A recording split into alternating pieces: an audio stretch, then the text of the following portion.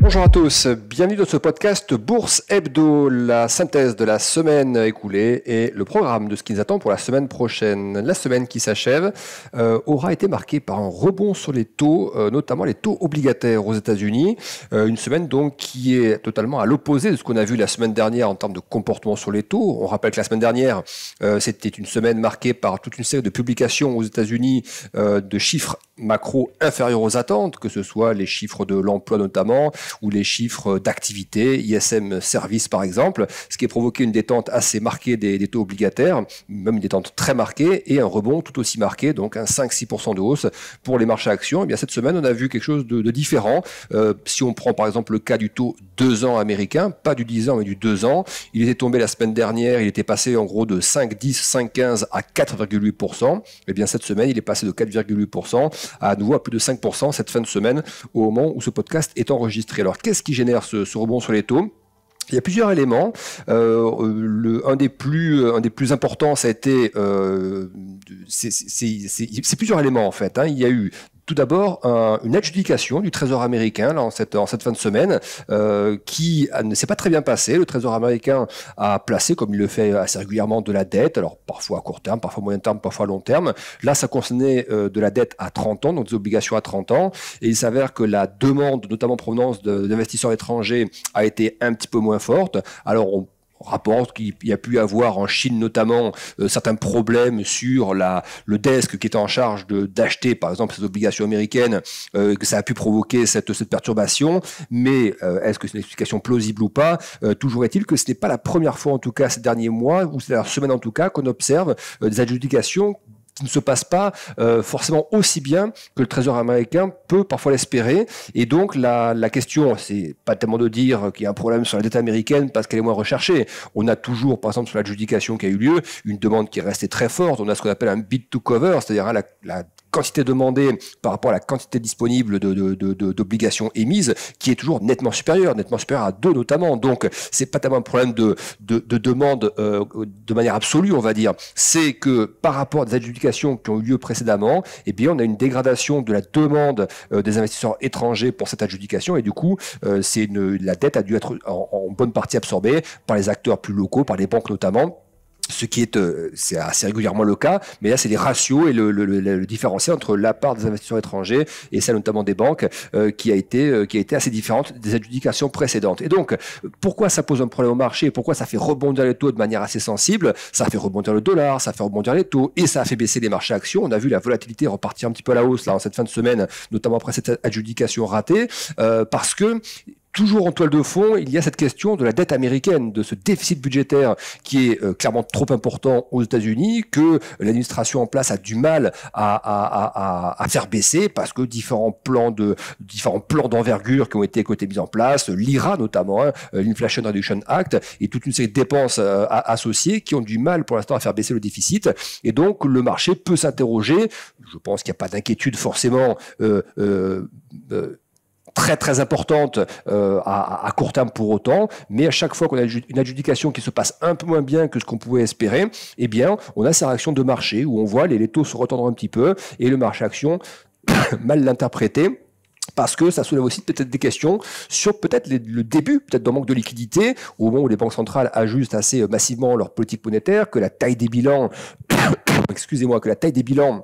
de la Fed notamment et de la BCE diminue de manière régulière, et au moment où les taux restent toujours élevés, avec un discours, et on va en parler, qui a été un peu plus accentué cette semaine sur la partie du higher for longer, oui, les taux sont hauts et ils vont le rester, eh bien ce cocktail-là a fait que l'adjudication s'est relativement mal passée, et juste après cette adjudication, à peine une heure après, donc sur la journée de jeudi soir notamment, eh bien on a eu un discours de Jérôme Powell qui est un petit peu surpris par sa tonalité. L'intervention de Jérôme Powell précédemment avait été un peu plus équilibré, où il reconnaissait clairement l'amélioration des chiffres de l'emploi, expliquant qu'on observait aussi des signaux de détente qui commençaient à apparaître sur le marché de l'emploi en parallèle de l'amélioration des chiffres d'inflation. Donc on sentait bien que Jérôme Powell, notamment avec cette deuxième pause de la Fed, il y a quelques jours, deuxième pause sur les taux, ça fait déjà désormais lors de 2 réunions consécutives qu'il n'y a pas eu de nouvelle hausse de la Fed sur ces taux. On a vu précédemment des discours qui semblaient un peu plus équilibrés de Jérôme Powell. Et celui d'hier, donc de jeudi soir, ce discours a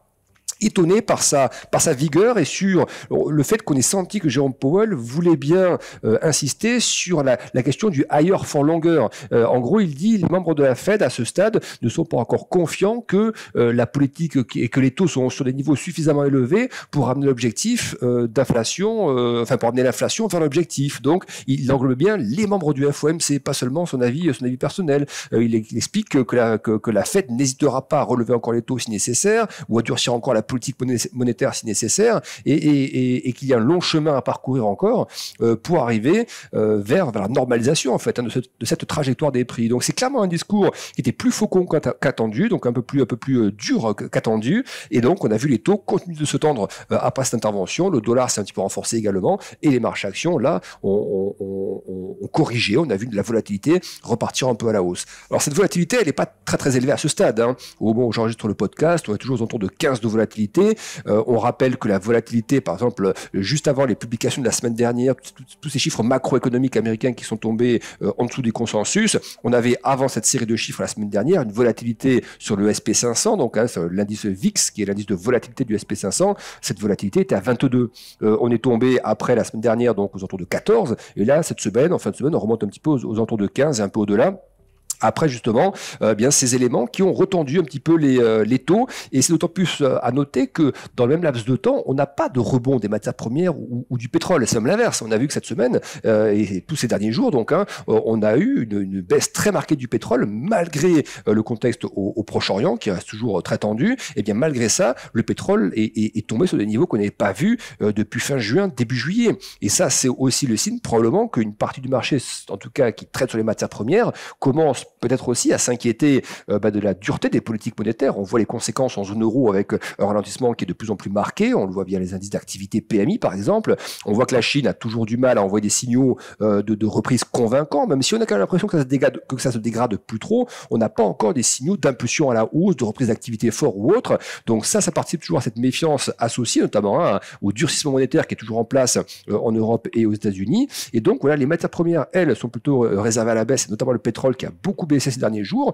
et pour autant, eh bien, ça n'a pas permis aux taux de continuer à se détendre sur le rythme de la semaine dernière. On a eu un rebond des taux cette semaine, qui est donc explicable par les éléments qu'on vient de citer, Jérôme Powell, plus une adjudication de la Fed qui ne s'est pas très bien passée.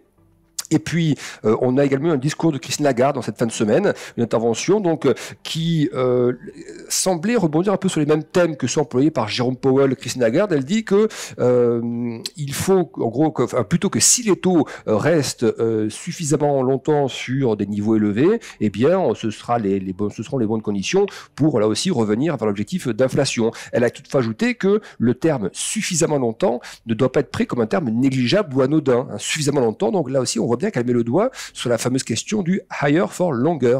On a remonté les taux. Et effectivement, on ne les a pas bougés à la dernière réunion, et idem pour la Fed, mais on ne veut pas pour autant que le marché considère, c'est un peu ça qu'il faut lire en substance, eh bien qu'on ne veut pas pour autant que le marché considère que parce qu'on ne monte plus les taux, nous sommes tout de suite prêts à les baisser. Il faut que le marché accepte l'idée qu'il y ait une passerelle comme ça de plusieurs mois, voire plusieurs trimestres, où les taux vont rester élevés, le temps que les chiffres d'inflation et d'inflation cœur notamment reviennent plus proches des 2%. Je rappelle par exemple qu'aux États-Unis, l'inflation cœur est toujours à 4,1%, c'est-à-dire plus de 2 fois au-dessus de l'objectif de la Fed. Donc, on a bien senti que c'était une semaine, voilà, on peut la résumer comme ça, une semaine qui était placée sous le signe du higher for longer en termes de déclaration des banquiers centraux.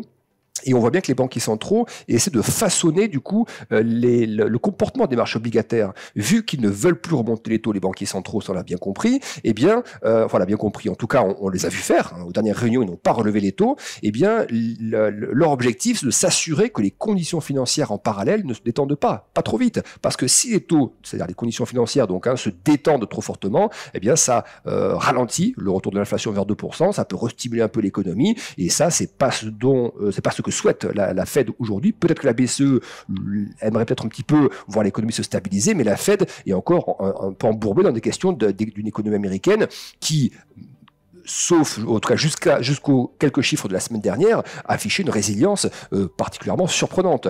Donc la Fed a clairement besoin d'avoir comme ça pendant plusieurs semaines, plusieurs mois, des signaux bien clairs de ralentissement de l'activité économique pour effectivement autoriser finalement le marché obligataire à se détendre. Donc là, les interventions orales qu'on a eues de la Fed et de la BCE cette semaine visent à maintenir les taux en fait. Je pense que Jérôme Powell n'a pas beaucoup apprécié de voir la semaine dernière les taux se détendre trop fortement parce qu'il considère probablement que ça rend plus difficile le combat de la Fed contre l'inflation. On a également eu cette semaine, en cette fin de semaine, toujours vendredi, le moment où j'enregistre ce podcast, on a eu les chiffres de confiance des consommateurs aux États-Unis. Alors, on voit d'un côté que la confiance des consommateurs s'est dégradée par rapport au mois précédent, donc ça, c'est pas forcément une mauvaise chose pour la Fed. Ça veut dire que les consommateurs sont peut-être un peu moins aptes à consommer. Encore une fois, Jérôme Powell et d'autres membres de la Fed, d'ailleurs cette semaine, par exemple Barkin de la Fed a déclaré cette semaine qu'il fallait passer par une période de croissance moins forte aux États-Unis pour ramener l'inflation vers l'objectif. Donc, voir comme ça des chiffres qui sont moins bons aux États-Unis et voir des consommateurs qui ont un peu moins confiance, c'est, j'ai envie de dire, pas tellement un problème pour la Fed, c'est plutôt quelque chose qui est souhaité par la Fed.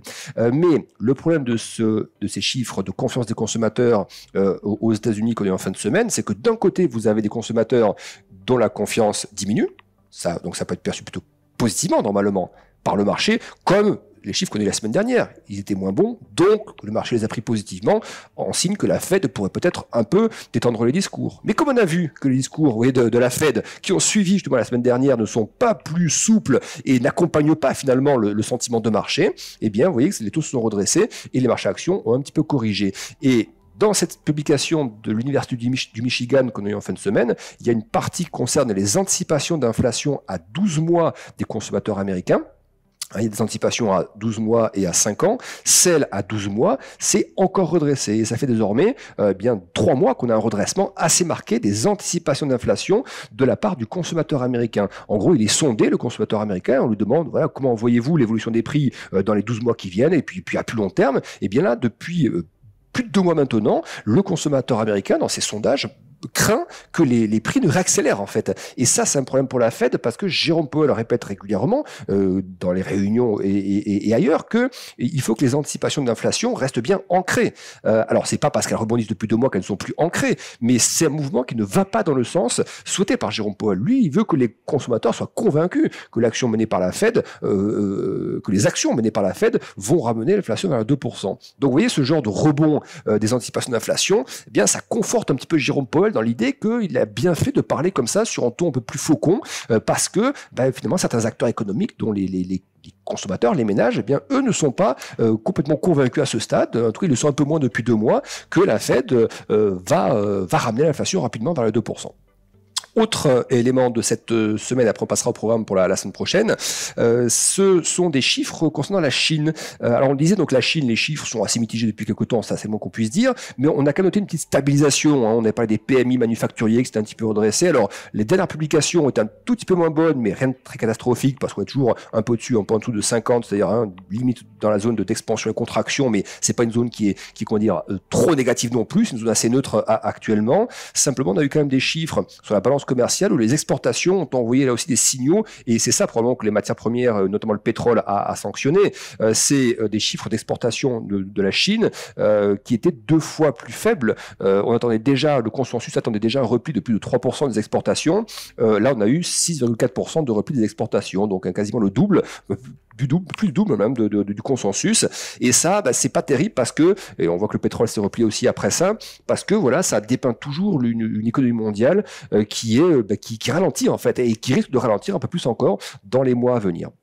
Donc d'un côté c'est bien pour amener l'inflation effectivement sur des niveaux inférieurs en Europe et aux États-Unis, mais entre-temps bien les marchés actions doivent composer avec ça. La semaine dernière, les mauvaises nouvelles macro, les moins bonnes nouvelles macro étaient des catalyseurs parce que le marché pensait que la Fed allait du coup et la BCE allait rebondir là-dessus pour valider un peu ce que le marché pensait. Or il s'avère, et on vient de le décrire, que les 2 discours Powell et Lagarde qu'on a eu mettent le doigt sur le higher for longer, donc ça ne va pas dans le sens du marché, et donc d'un côté des signaux économiques de ralentissement, de l'autre, des banquiers centraux qui n'assouplissent pas vraiment les discours pour l'instant. Ça, normalement, c'est quand même pas le meilleur cocktail pour les marchés, actions notamment, et on pourrait donc avoir un petit rebond de la volatilité encore dans les jours qui arrivent sur ces questions-là. Voilà ce que l'on pouvait dire de cette semaine en termes d'analyse. On regarde rapidement ce qui nous attend pour la semaine prochaine.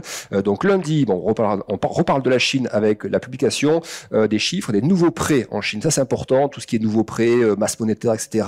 C'est important de suivre par rapport justement au soutien affiché par les autorités et les banques notamment pour la consommation, pour le crédit. Donc les chiffres, tout ce qui concerne le crédit et la liquidité, c'est plus qu'important en ce moment pour la Chine. Mardi, on aura là aussi une grosse journée, c'est surtout mardi que la journée va être importante, des chiffres d'inflation aux États-Unis. On attend une baisse, donc un ralentissement, 3,3% pour l'inflation globale contre 3,7% le mois précédent. Donc voilà, le marché attend des chiffres d'inflation qui s'améliorent. Ce sera mardi pour l'inflation américaine. On aura le sentiment économique en Allemagne via l'indice ZIU. On aura également le PIB. Attention à ça, c'est évidemment un chiffre à surveiller parce que les indices d'activité en zone euro ont beaucoup ralenti ces derniers mois et donc on aura la publication des chiffres pour la croissance en zone euro du troisième trimestre. Ils seront publiés mardi. Mercredi, à nouveau des publications sur la Chine importantes là aussi, tout ce qui est production industrielle, vente au détail et investissement, notamment urbain, donc tout ce qui concerne l'investissement immobilier.